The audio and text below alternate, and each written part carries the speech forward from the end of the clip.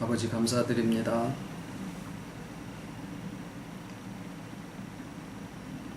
우리에게 시작하신 선한 사역과 우리 자신됨이 아버지의 영원한 생명에 근거하게 하시고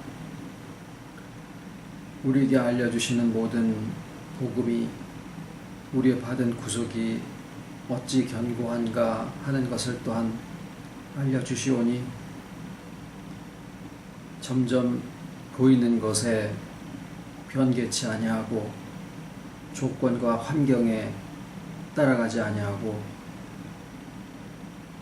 오직 주와 하나 되어 있는 이 한 가지로 없어지지 아니하는 평안을 소유할 수 있도록 인도하여 주심을 감사를 드립니다. 살아있고 또 빛이 되게 하시고 이 땅의 어떤 것으로 대체할 수 없는 아버지의 자녀의 또 자리에 세우시고 자격을 입혀주시오니 감사를 드리고 우리 있는 자리에 빛이 나고 또 아버지의 말씀이 그 있는 모든 자리에서 회복의 역사를 이루실 것을 또한 감사를 드려 이 시간에도 나누는 말씀 위에 지혜의 영으로 더하여 주시옵기를 예수님의 이름으로 기도드립니다. 아멘.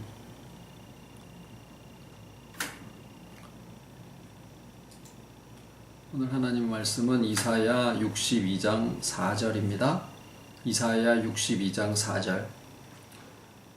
다시는 너를 버리운 자라 칭하지 아니하며 다시는 내 땅을 황무지라 칭하지 아니하고 오직 너를 헵시바라 하며 내 땅을 뷸라라 하리니 이는 여호와께서 너를 기뻐하실 것이며 내 땅이 결혼한 바가 될 것임이라.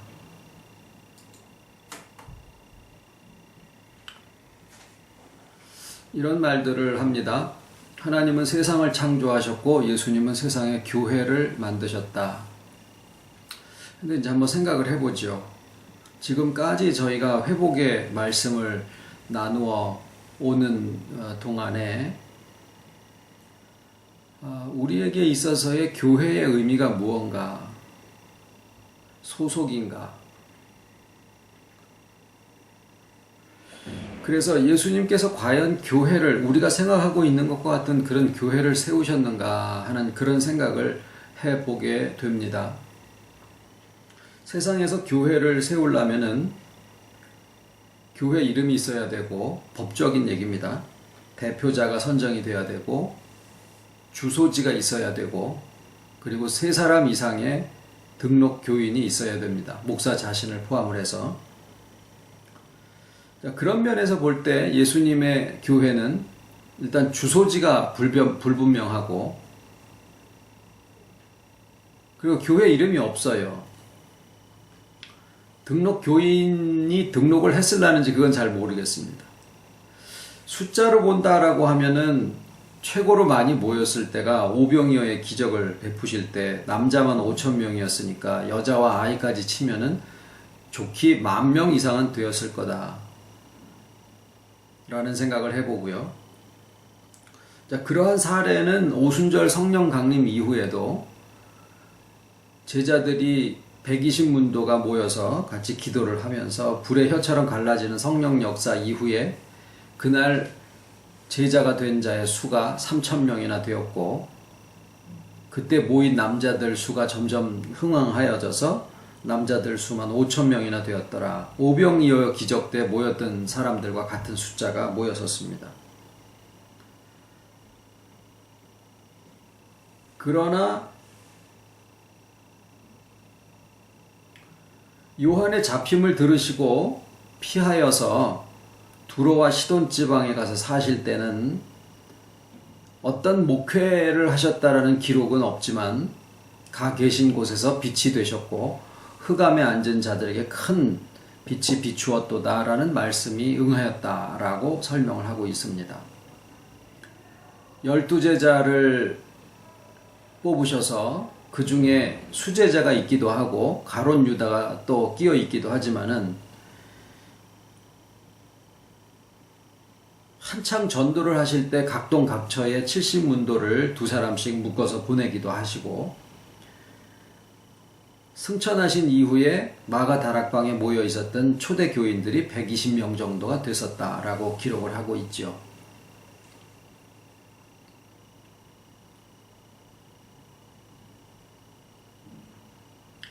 하지만 공식적으로 예수님이 하신 사역을 분명하게 생각을 해본다라고 하면 무엇보다도 첫 번째 복음을 전파하셨다라고 하는 사실이 있고요. 두 번째로는 제자를 세우셨던 것도 의도적으로 예수님이 하신 사역이에요. 그리고 무엇보다도 중요한, 다 중요하지만 세 번째가 예수님께서 친히 십자가를 지시고 부활하시고 그리고 승천하심으로 모든 사역을 친히 완성을 하시는데 그것은 주님 자체가 복음이셨기 때문에 그런 사역의 모습을 우리에게 보여주셨죠.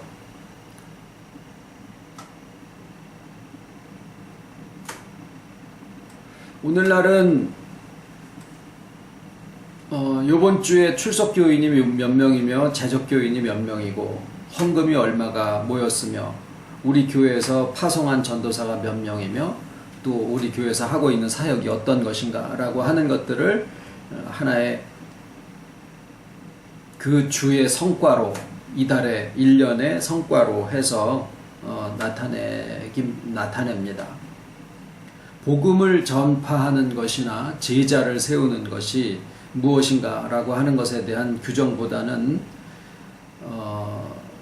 우리 부서가 어떤 활동을 하고 또 우리 교회가 어떤 사역을 하고 있느냐, 얼만큼 부응했느냐. 예수님을 쫓아다니던 무리들의 숫자는 들쑥날쑥입니다. 성장 일변도도 아니었었고 또 어떤 프로그램을 따로 하지도 않으셨죠. 그러나 말씀을 전파하는 면에 있어서는 갖은 다양한 방식을 다 사용을 하셨던 것을 살펴볼 수가 있어요.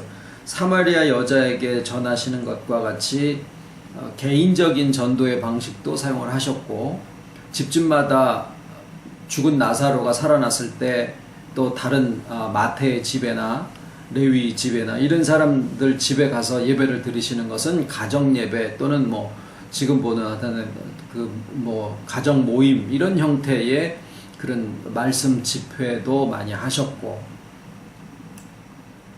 그러나 그 장소를 하나의 고정되어 있는 장소로 하거나 그런 일은 없으셨던 것을 볼 수 있습니다.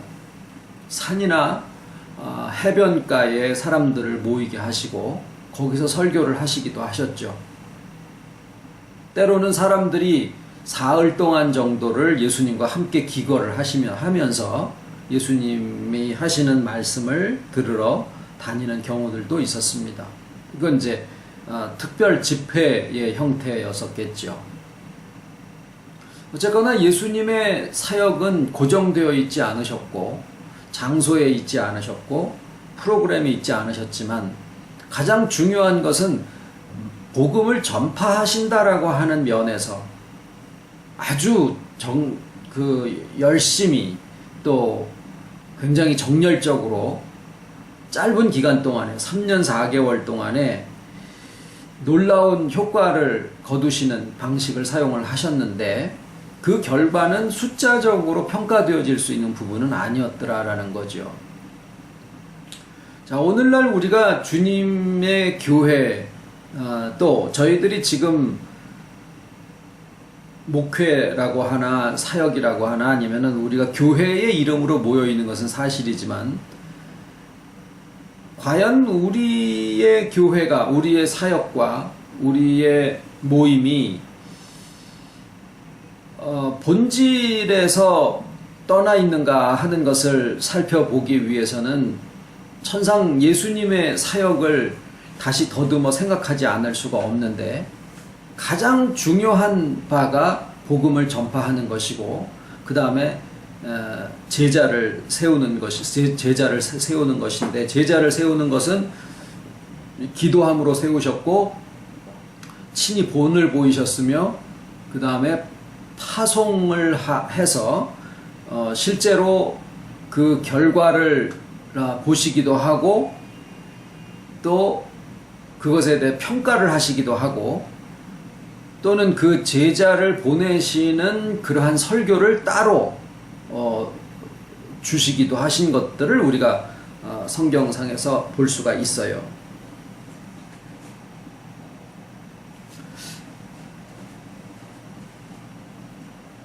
그러면 저희의 경우에 예수님 당시 때와 지금을 우리가 비교를 해볼 때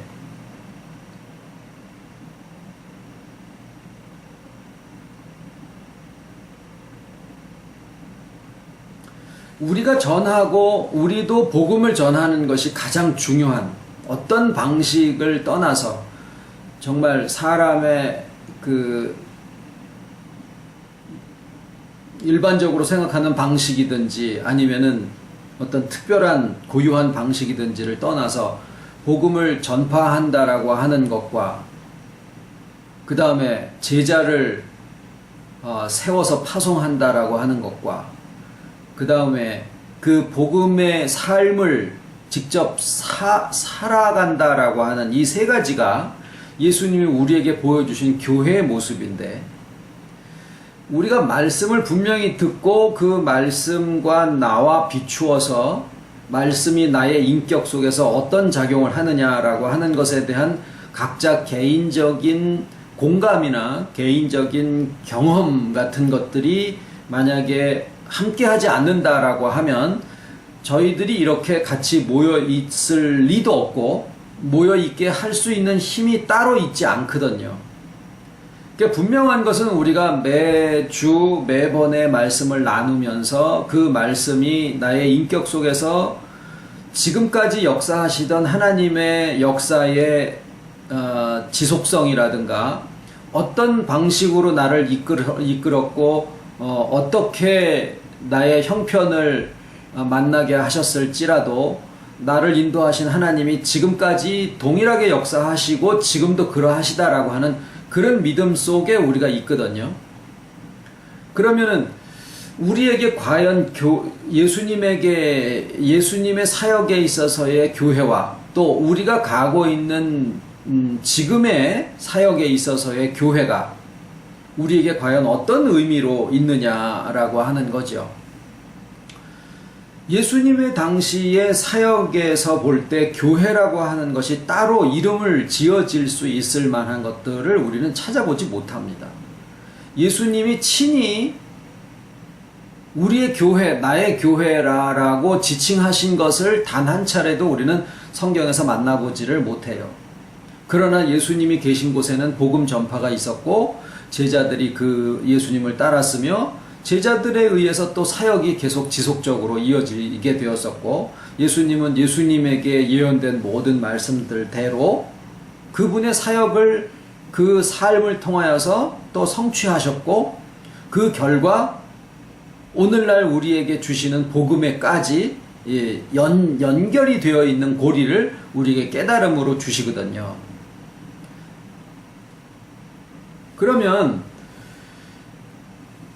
지금 이 시점에 우리가 예수님의 복음과의 연결점을 어디에서 찾아야 되느냐라고 본다면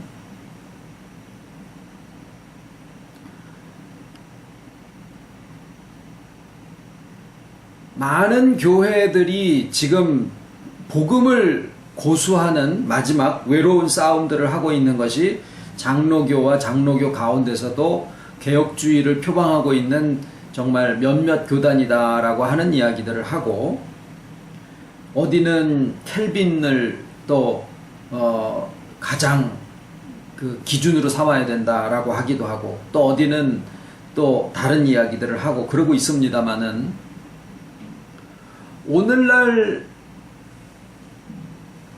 그 개혁주의에서 얘기하고 있었던 구원의 서정, 구원의 과정, 그것은 우리가 구원받아서 어떤 신앙생활을 해가는가 하는 것들을 9가지로 이렇게 쭉 나열을 한 그런 내용들인데 요즘에 말씀을 좀 건전하게 전하는 교회들이 이제 좀 집중적으로 말씀을 증거하고자 하는 주제가 뭐냐면 주와의 연합이에요. 그것은 구원의 서정에 포함되어 있지 않는데 그 구원의 서정의 모든 과정이 실상은 연합에 대한 말씀이다라고 하는 그런 내용을 이제 증거를 하기 시작하고 있는 상황입니다. 어떤 사람은 이 연합이 구원의 서정 중에 가장 높고 고귀한 단계를 가리키고 있다라고 이야기를 하기도 하고, 또 어떤 사람들은 연합은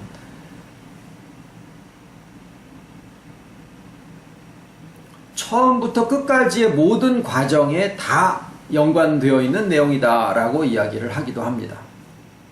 여하튼 이렇게 되었던 저렇게 되었던 지금 시대에 주와 하나됨, 연합을 증거하는 교회들이 많아진다라고 하는 것은 상당히 반갑고 고마운 고무적인 그러한 일이 아닐 수가 없고, 그것은 시대를 주관하시는 하나님이 뜻대로 살고자 하는 사람들의 심령에 같은 종류의 같은 말씀들을 또 공급해 주시는 동일한 역사가 아닌가라고 그렇게 생각을 합니다.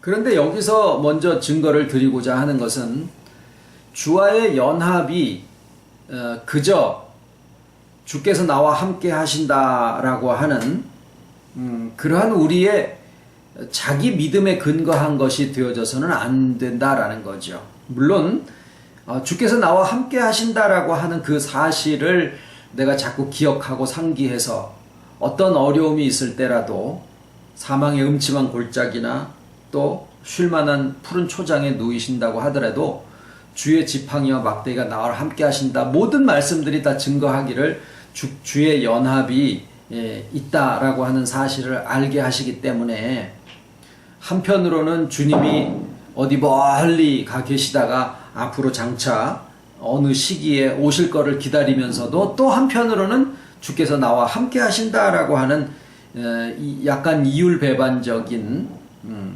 그러한 믿음을 가지고 있습니다만은, 어찌됐거나 주께서 나와 함께 하신다라고 하는 그 자체만으로도 나쁘지는 않습니다.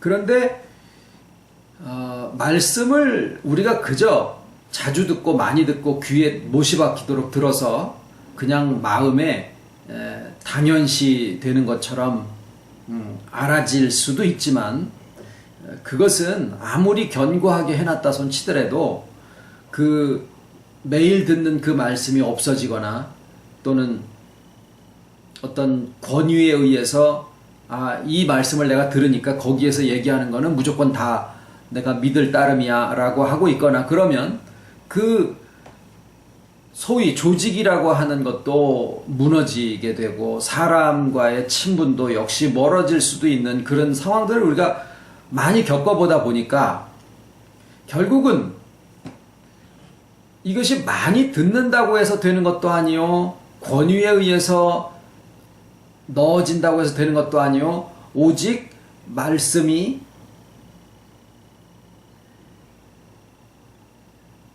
나의 분별력에 의해서 이해되어지고, 그렇게 돼서 자기 것으로 삼아진 것들은 사람을 통해서 말씀을 듣더라도 과연 그러한가 내가 상고해서 그것이 분명하다라고 하는 말씀적인 근거와 깨달음에 의해서 내 것이 되어진 믿음이야말로 흔들리지 않게 되고, 그런 것들은 사람의 조직이나 권위에 의하지 않고 오직 말씀 그 자체의 능력에 사로잡힌 바 된 그러한 길을 우리가 갈 수 있으리라고 생각을 합니다. 그래서 연합을 이야기하는 사람들이 많아지는 것은 분명히 반가운 일이고 고무적인 일인데, 이제 저희들이 거기에서 한 걸음 더 나아가서 설명을 드리고자 하는 것은 연합이 어떻게 해서 우리에게 이루어졌느냐라고 하는 사실입니다. 그것은 승천에서부터인데, 예수님의 승천에서부터 지금까지 예수님의 승천에서부터 지금까지를 천년왕국이라 하는 이유는 예수님의 승천 사실 자체가 공간 이동을 얘기하는 게 아니라 하늘로 올라가셨다라고 하실 때 올라갔다라는 표현은 이동을 얘기하는 게 아니다라는 거죠. 하늘이 바로 가리키는 바가 예수님의 보좌가, 어린 양의 보좌가 놓여 있는 곳인데 그 어린 양의 보좌가 놓인 그 자리가 바로 하늘인데 그 하늘의 위치를 우리의 뱃속, 다시 말하면 우리의 인격의 가장 깊은 내면이라고 예수님이 스스로 설명을 해주셨고, 또 그 보좌가 놓인 곳을 생수가 흘러나오는 근원이라고 요한계시록에 말씀을 하고 계시고, 또 그곳이 하나님이 계시는 하나님의 도성이라고 말씀을 하신 것을 보면 바로 예수님이 승천하셔서 하나님 우편에 앉으셨다라고 하는 그 승천 사실이 가리키는 참 의미는 바로 택하신 자들의 인격의 내면에 오셔서 하나 되심과 함께 그 인격의 내면을 가리키는 하늘이 곧 하나님의 도성인 보이지 않는 이 세상의 이면을 가리키고 있더라라고 하는 것이 우리의 깨달음 속에서 얻게 된 결론이에요. 그러므로 예수님이 시기적으로는 2000년 전이지만 그 2000년 전에 이루어진 역사적인 승천 사실이 가리키는 바가 그때로부터 제자들의 시대와 그 이후의 모든 시대를 거쳐 내려오시면서 오늘날까지 우리에게까지 바로 주님이 인격의 내면에 오셔서 하나 되어지시는 그것이 바로 주님의 승천을 가리키는 바가 되고, 그 사실로부터 우리는 예수님의 역사적인 사건을 보지만 그 이면의 영의 세계, 즉 영원의 세계에서 이루어지고 있는 사실은 시간과 상관없이 주께서 하나님이신 주님이 우리의 죽은 영과 연합하여져서 이 영을 다시 살려주신 그 결과의 사건이더라라고 하는 것을 알게 된 겁니다. 그래서 주와 연합이라고 하는 것은 그저 내가 믿고 싶어서 외로운 사람이 내가 이제 더 이상 혼자가 아니라 주와 함께 있다, 연합하여 있다, 어디에 가시든 주와 나와 함께 있다, 듣기 좋으니까 자꾸 나는 주와 하나 되어 있어, 담대하게, 이렇게 하는 그 차원이 아니더라라는 거예요. 그래서 연합이 역사적인 사건과 영원과 이 시공세계를 아울러서 이루어지는 하나님과 역사의 모든 이 조합 속에서 이루어진 그 결과다라고 하는 것을 성경을 통해서 우리가 그동안 증거하여 나누어 왔고요. 그 다음에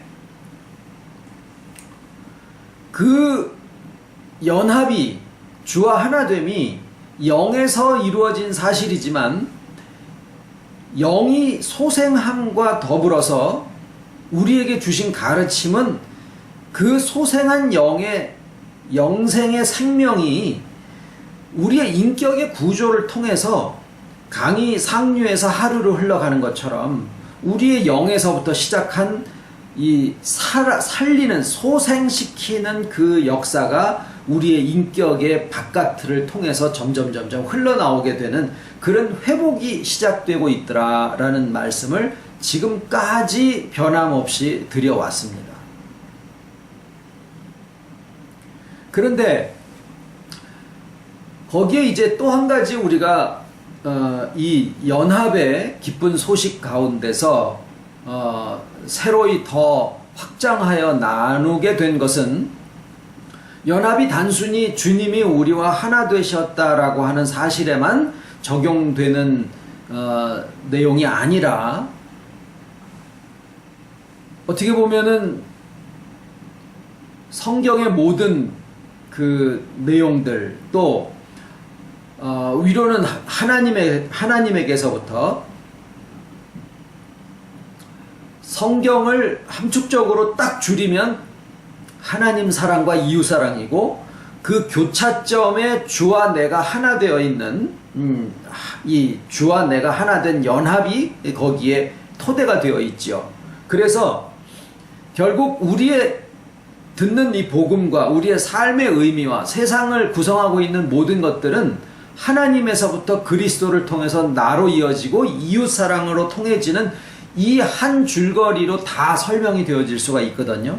그런데 그 모든 요소마다, 즉 처음에 시작은 삼위일체 되신 하나님에서부터 예수님의 성육신으로, 그 다음에 예수님의 성육신 하신 그 주님이 나의 영과 하나됨, 그 다음에 영과 우리의 시공세계를 살아가고 있는 나의 마음과 정서와 이런 모든 혼이 하나인 영혼으로 되어 있다라는 것, 그리고 그 마음과 몸이 하나고, 또 몸이 이웃을 대할 때 저 이웃이 곧 또 다른 나의 모습이다, 나다라고 하는 사실을 우리가 깨닫게 됐을 때 예수님이 얘기하신 이웃사랑이 거기서 나를 사랑하는 마음으로 이웃사랑한다라고 하는 것이 이어지게 되는, 이 모든 과정이 실상은 복음의 전말인데, 그 복음에 지금 드린 7가지의 요소마다 전부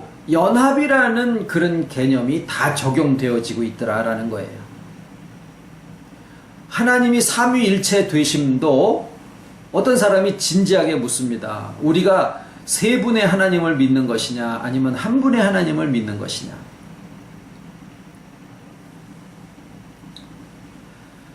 그런데 그 삼위일체라고 하는 그 내용은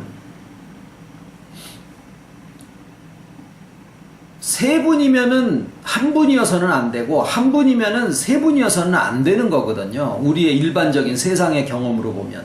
그런데 하나님은 삼위이신데 일체다라고 하는 일반적인 경험의 인식으로는 절대로 설명되어질 수 없는, 어떤 것으로도 거기에 갖다가 비교해서 설명할 수 있는 그러한 개념이 없어서 오직 믿음으로만 이것을 받아들일 수 있는 내용이 삼위일체예요. 그러나 그건 분명한 사실입니다.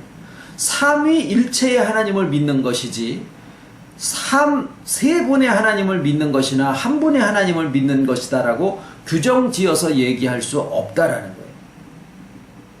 마찬가지로 예수님이 하나님이신데 동시에 사람이다라고 하는 것을, 이것을 설명할 수 있는 방법은 없습니다. 소금물을 탈 때 소금의 성질과 물의 성질이 섞여 있죠. 그건 두 가지의 물질입니다. 근데 물질을 태우면 다른 물질이 되죠. 이건 화합이라 그러죠. 연합은, 그러니까 화합은 하나와 또 하나가 만나서 화합이 되면서 전혀 앞에 두 개하고 전혀 다른 성질을 가지는데, 이 연합은 하나님이면 하나님이고 사람이면 사람의 고유한 특성을 가지고 있는데, 이 두 가지가 혼합되어 있는 것도 아니고 화합해서 새로운 물질이 된 것도 아니라 처음의 특성을 그냥 다 가지고 있는데 한 인격이다 라고 하는 아주 이상한 그러한 내용으로 주님이 성육신 하신 거예요.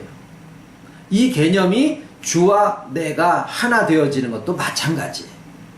주님이면 주님이고 나면 나지. 내가 주님이냐? 아니거든요. 그러면 내 안에 주님이 계신 거냐? 주님 안에 내가 있고.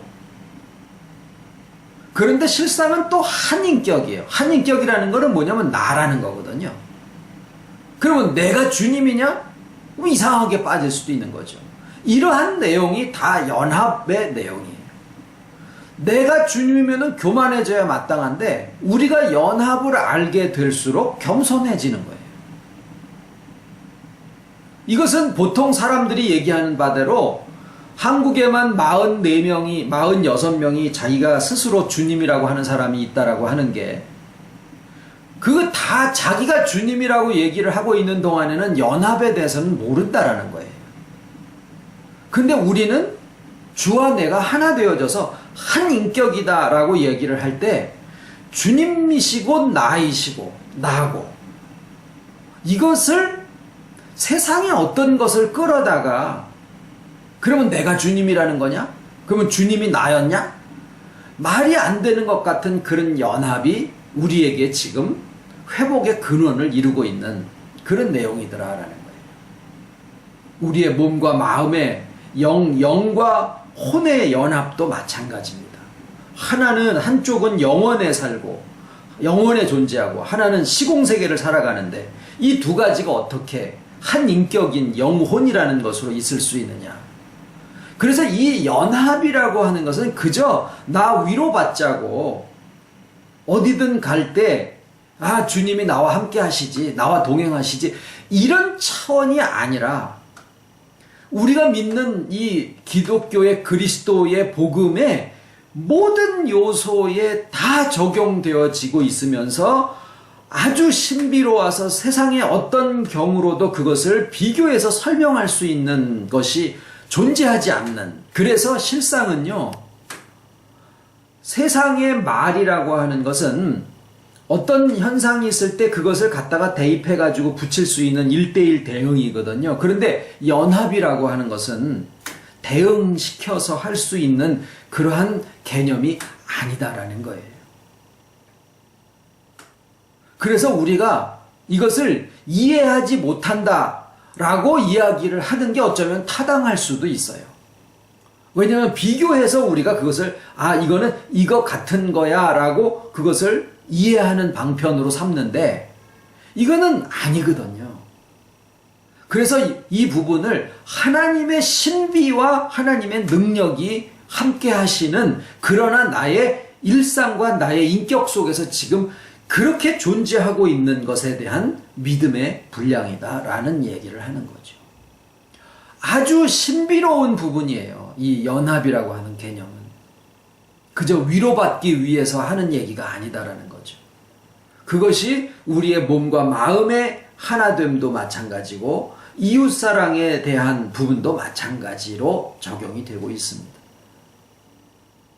그래서 어떻게 보면은 하나님의 속성, 삼위일체 하나님의 속성이 우리의 이 인격과 삶의 복음 사역의 모든 지점에, 그래서 이것을 생수의 강이 흘러가고 있다라고 그렇게 얘기를 하셨다라고 봅니다.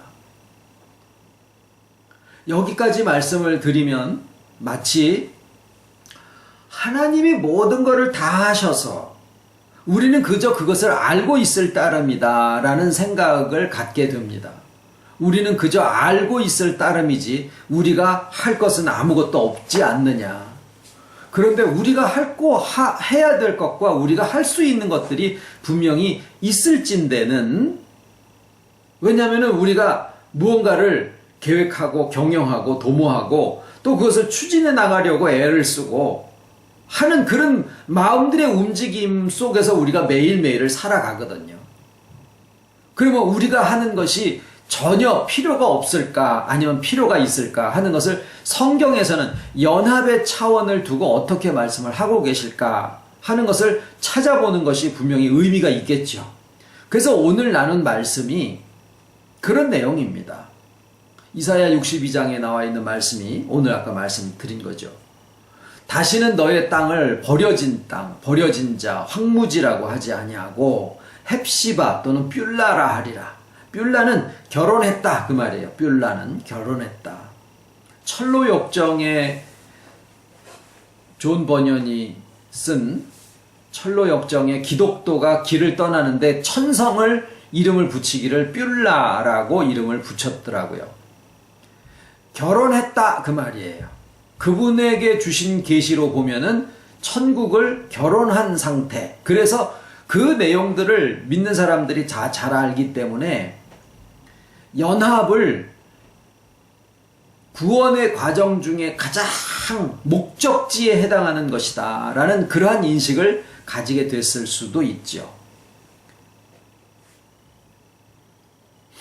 그런데 실상은 연합은 말씀드린 대로 내가 어떤 경지에 올라간다라는 개념보다는 하나님 자체의 속성이신데 그것이 예수님의 성육신으로 나타나신 바 되고 우리의 영과 하나 되시고 우리를 영혼으로 지으시고 우리가 세상에 살아가는 모든 마음과 몸의 연합도 거기에 함께 주시고 그리고 이웃사랑의 원리까지도 전부 하나님의 속성인 이 연합이라고 하는 신비 속에 있게 만드셨기 때문에 실상은 연합은 우리가 가야 되는 최종적인 목적지라고 보다 우리가 그 물 안에 그냥 풍덩 잠겨서 샤워도 하고 마시기도 하고 씻기도 하고 비가 내리면은 그 비를 맞기도 하고 숨 쉬는 것처럼 물을 마시는 것처럼 그냥 한국 사람이 한국 사람다운 게 뭔지 생각 안 하고 살다가 미국이나 딴 데 가서 보면은 굉장히 하고 있는 일들이 내가 한국적이었구나라는 것을 인식하게 되듯이 우리가 연합이라고 하는 그 바닷속에 강물 속에 아주 풍덩 잠겨가지고 살고 있는 그런 존재들이더라라는 거예요. 그런데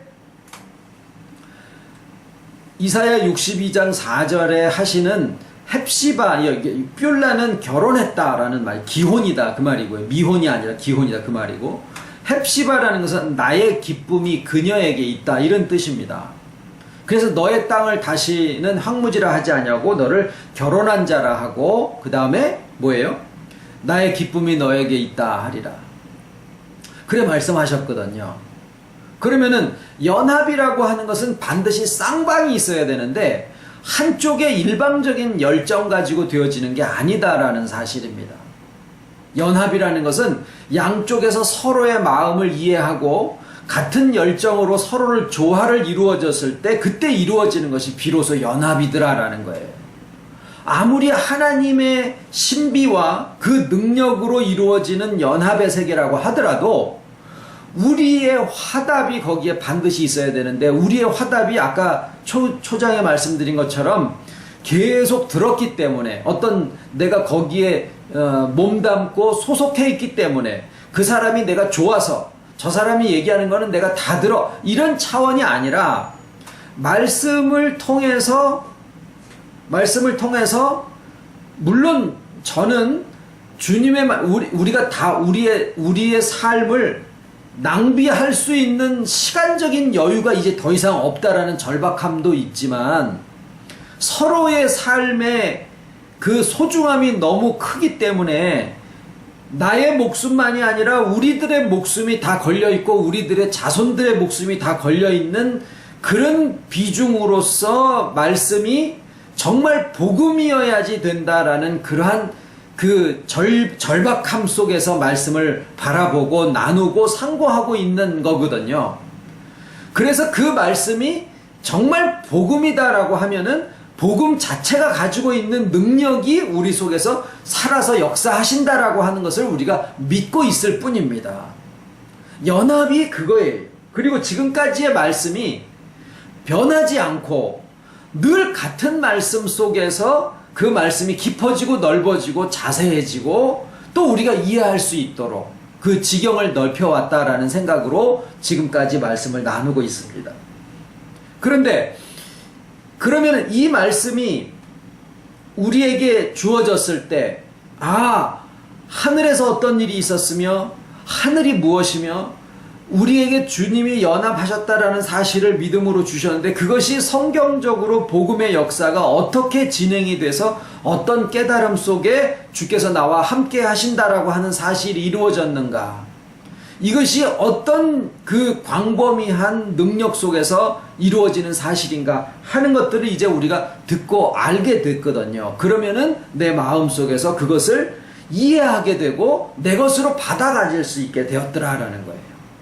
들어서 알고 이해해서 받아들이면서 내 것이 되어졌을 때 거기에 믿음이 생겨지는 것은 이성과 믿음이 합해져서 생겨지는 것이기 때문에 맹신이 아닌 거죠. 그러면 그 믿음으로 내 속에서 이해되어지고 내가 내 것으로 받아들여지게 된 것으로 끝나는 게 아니라 그 다음에는 어떻게 됩니까? 말씀드린 대로 올바른 가르침 속에 우리가 있게 되면은 그 믿음이 나의 삶을 통해서, 인격을 통해서 이것이 회복의 역사로 흘러나오게 되는 것인데, 그 회복의 역사로 흘러나오게 되는 것은 내가 나의 의식이 경험하고 인지할 수 있는 것들이더라 라는 거예요. 내가 경험하고 내가 먹어보고 내가 알아차릴 수 있더라 라는 거죠. 내가 인지하고 경험해서 알아차릴 수 있는 것은 우리가 이 꿀 먹은 벙어리처럼 꿀은 먹었는데 말을 못해. 그거는 그 꿀이 달기는 단데 내 입의 어눌함을 풀어줄 정도의 능력은 포함하고 있지 않기 때문에 그렇거든요. 그런데 이 말씀은 꿀처럼 달기만 한 게 아니라 우리의 입의 어눌함까지도 풀어주실 수 있는 회복의 능력이 담겨져 있는 거라는 거예요. 왜냐하면은 우리가 본래 어눌한 존재가 아니다라는 거예요. 우리가 본래 말을 할 수 있는 자고, 우리가 본래 들을 수 있는 자고, 손을 잡을 수 있는 존재들로 지어져서 내가 말을 할 수 있는 자인데 말을 하지 않고 있는 것은 뭔가가 이 안에서 풀어지지 않고 있기 때문이더라라는 거예요. 뭔지 모르게 내가 말을 하는 것 자체가 내 것이 아닌 것처럼 느껴지게 되어 있는 어떤 사건이 마음속에 콱 숨을 막듯이 그렇게 막고 있기 때문에 입이 열리질 않는 것 뿐이지, 이 말씀이 회복을 해 나가게 되면은 입이 풀어지게 되고 그 좋은 것을 좋다라고 시인할 수 있게 되어지더라 라는 거예요. 우리는 받기만 하는 자가 아니라 그것을 내보낼 수도 있는 기능을 다 가지고 있는 그러한 인격들입니다. 우리의 인격 자체가 그래요. 아, 나는 아니야, 나는 절대 아니야 라는 사람으로 지어진 자들이 하나도 없다라는 거예요.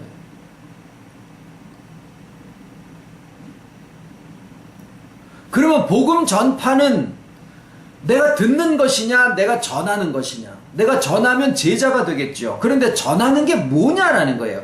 제자를 세우는 건 무엇이며 제자가 또다시 복음을 전하러 다니는 것은 무엇이냐라는 거예요.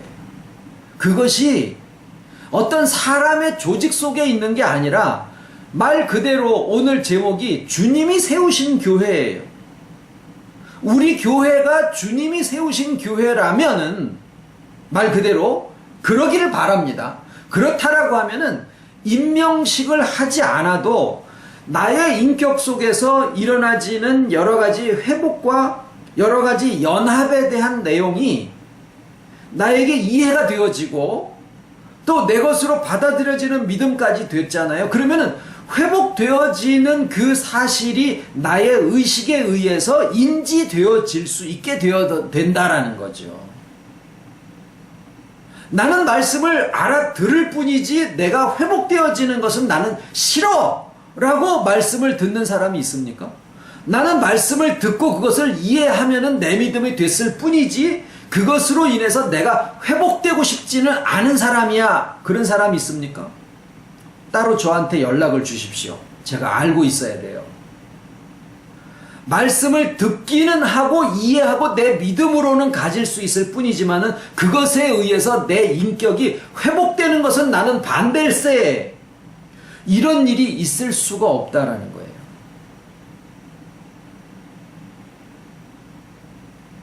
술을 마셨는데 나는 절대로 취하지 않아. 자기 힘으로 되는 게 아니에요. 우리에게서 일어나는 회복은 내가 맞고 싶다고 해서 맞고 되고 싶다고 해서 되어지는 역사가 아니라는 겁니다.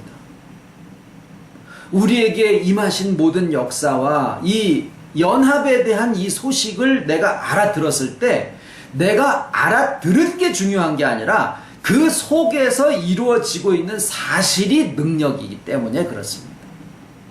그렇게 되면은 과묵한 사람이 있을 수 있죠. 소심한 사람이 있을 수 있습니다. 포용력이 적은 사람도 있을 수 있어요. 그러나 그거는 문제가 되질 않습니다. 이거는 마치 빛과 같아서 그냥 가만히 있어도 빛이 나게 되어 있는 거나 마찬가지다라는 거예요. 그러니까 우리는 별로 힘을 안 써도 되는구나. 맞습니다. 따로 열심을 내지 마십시오. 왜냐하면은 회복되어지는 사람이 내는 열심은 누가 쫓아올 수가 없기 때문에 그렇습니다. 그렇게 해서 말씀을 들은 사람이 그 말씀대로 이루어지는 것을 믿어드리게 되면은 이루어져요. 그 이루어지는 것을 내가 경험하게 되면은 누군가에게 그것을 말을 해서가 아니라 말을 해서도 좋고 웃어줘서도 좋고 한번 만나서도 좋고 이것을 전도의 방식으로 생각하면은 사람의 술수와 계획이 들어가는 것처럼 소위 자의적인 것이 들어가서 싫지요. 내가 하는 것 같으니까 싫지요. 근데 살아나는 것도 나라는 거예요.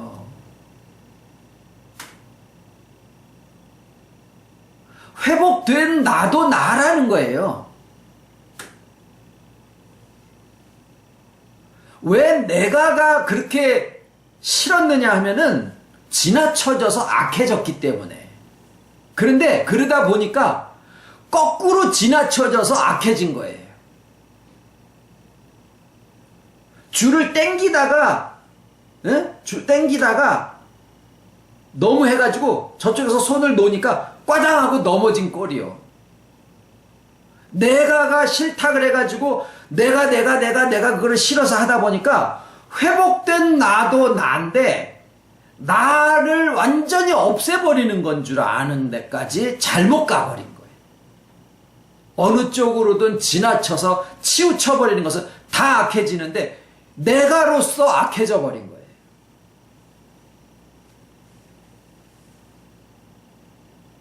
그래서 자기가 무엇을 계획하거나 자기가 무엇을 의도하거나 그러면은 이거는 뭔 난리 난 사람 마냥 그것도 병이었다라는 거죠.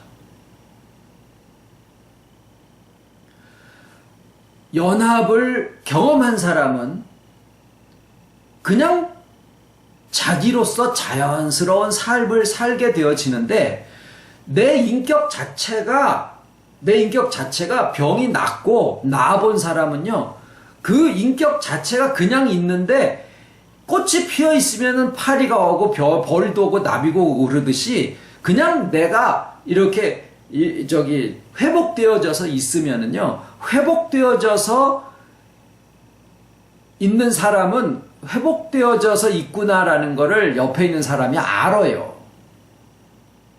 어렵지 않게 그걸 알아요. 왜? 다 살아가는 모습들이 그냥 조금 지내보면 아니까. 그 살아가는 모습이 다 위로 많은 거 높은 거 이렇게 소유와 권력과 종교 이런 거 자의로 꽉 차 있는데 저 사람은 아니야. 뭐라고 설명할 수 없지만 저 사람은 뭔가가 아니야. 목사도 그러고 아닌 사람도 그러고 교인도 그러고 다 뭔지 아니야. 그건 아니야. 저 사람은 뭔지 그건 아닌 것 같아. 그런 마음들이 이렇게 있는 거예요. 그런 마음들이 그 마음들이 보내심이고 그 마음들이 제자고 그 마음들이 주님처럼 십자가를 지는 마음이고 승천하는 것이고 사역이고 다 그겁니다. 그렇게 하다가 사람들이 많이 모이면은 뭐하고 사람들이 모이지 않으면 뭐해요? 상관없는 거라는 거죠. 어떤 때 많아질 수도 있고. 우리 형제님들이 어렵게 말씀을 어렵게가 아니라 귀하게 말씀을 듣고 오시다가 여기 오니까 그냥 좋은데 뭔지 옛날에 친교나 이런 게 그립기도 하고 이 얘기는 안 해도 될 것 같아요.